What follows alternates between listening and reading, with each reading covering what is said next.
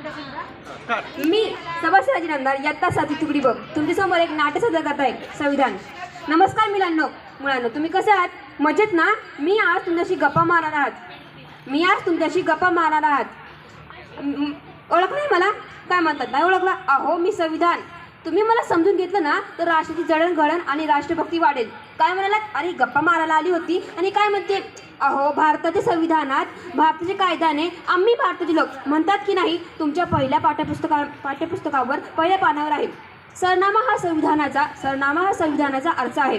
मैं उस देश की नागरिक हूँ जहाँ हिंदू मुस्लिम सिख ईसाई मिलजुल कर रहते हैं. मैं उस देश की नागरिक हूँ जहाँ हर 50 मील पर रूप बना मजहब बदल जाता है. हाँ, मैं उस देश की नागरिक हूँ जहाँ हर किताब से पहले संविधान को स्थान दिया जाता है. सर्व मुलांना संविधान दिनाच्या हार्दिक शुभेच्छा. आपल्या सर्व गोष्टी स्वातंत्र्य आहे. आपल्या सर्व गोष्टी स्वातंत्र्याने कोणी दिले? तर या महामानवाने. आदरणीय मुख्याध्यापिका, शिक्षक वृंद आणि माझे बालमित्रांनो, सर्वांना संविधानाच्या हार्दिक शुभेच्छा. 6 भाषण देण्याने आणि 26 डिग्री सोबत भारतात आले तेव्हा वाटले नव्हते की या जातीभेदांना तोंड द्यावे लागले. पण ते निराश झाले नाही, ते थांबले नाही, त्यांचे कुटुंब बिखरले. पण त्यांनी असा दस्तावेज तयार केला की त्यावर संपूर्ण भारत देश चालतो आणि चालत राहील. 26 नोव्हेंबर 1949 2 वर्ष 11 महिने 18 दिवसांच्या अथक प्रयत्नाने मी तयार झाले आणि आज माझ्या कायद्यानुसार 150 कोटी लोकांचे राज्य चालते. लोकशाही म्हणजे काय? लोकशाही म्हणजे लोकांसाठी लोकांकडून चाललेले राज्य. आंबेडकरांचे योगदान म्हणजे मोलाचे आहे. म्हणून आपण त्यांच्या स्मरणार्थ म्हणून 26 नोव्हेंबरला संविधान दिवस साजरा